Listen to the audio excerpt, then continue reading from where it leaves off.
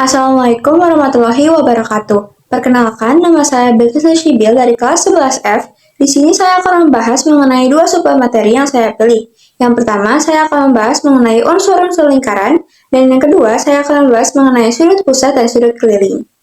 Baik, materi pertama yang akan saya jelaskan yaitu unsur-unsur lingkaran. Seperti yang bisa kalian lihat di sini, terdapat gambar dan 8 unsur lingkaran. Yang pertama ada titik pusat, diameter, jari-jari, busur, tali busur, juring, apotema, dan yang terakhir yaitu tembereng. Selanjutnya, saya akan menjelaskan dan memberikan sedikit pengertian mengenai ke-8 unsur yang sudah saya jelaskan atau sebutkan tadi. Baik, jadi yang pertama itu ada titik pusat. Titik pusat adalah titik tengah dari lingkaran. Semua jari-jari lingkaran berasal dari titik ini. Yang kedua ada jari-jari. Jari-jari itu adalah garis dari titik pusat lingkaran ke titik manapun di keliling lingkaran.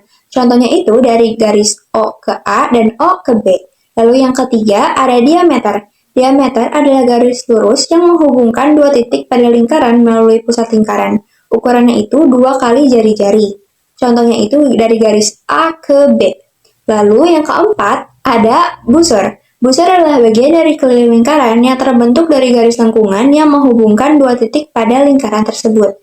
Contohnya itu kalian bisa lihat dari garis melengkung yang berwarna biru dari A ke C yang bawah. Lalu selanjutnya itu ada tali busur yang kelima.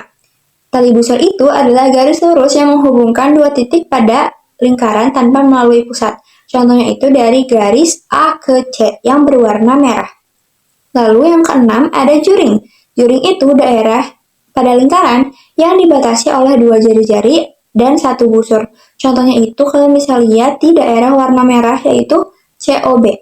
Lalu yang ketujuh ada tembereng. Tembereng adalah daerah pada lingkaran yang dibatasi oleh busur dan tali busur. Contohnya itu dari daerah kuning A ke C.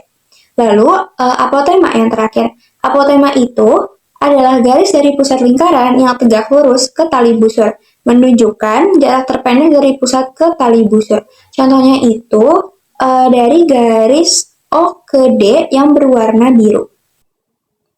Nah, teman-teman, materi pertama itu sudah selesai mengenai unsur-unsur pada lingkaran.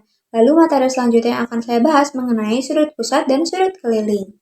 Seperti yang bisa kalian lihat di sebelah kanan saya dan sebelah kiri saya, terdapat dua gambar lingkaran. Yang di sebelah kanan itu sudut keliling dan yang di sebelah kiri itu sudut pusat.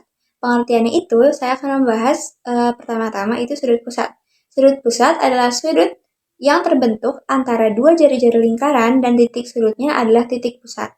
Lalu pengertian sudut keliling adalah sudut yang terbentuk antara dua buah tali busur lingkaran dan titik sudutnya berada pada keliling lingkaran. Materi selanjutnya adalah sifat-sifat dari sudut pusat dan sudut keliling. Di sini terdapat 4 sifat-sifat. Saya akan menyebutkan satu persatu. Yang pertama, besar sudut pusat sama dengan 2 kali sudut keliling. Yang kedua, besar sudut keliling yang berhadapan dengan busur yang sama, maka besar sudutnya sama. Yang ketiga, besar sudut keliling yang berhadapan dengan diameter besar sudutnya 90 derajat. Dan yang keempat yang terakhir itu, besar sudut keliling yang saling berhadapan adalah 180 derajat. Lalu selanjutnya, itu ada rumus-rumus dari sudut pusat dan sudut keliling. Nah, kalian bisa lihat sendiri di sebelah kiri saya terdapat rumus sudut pusat.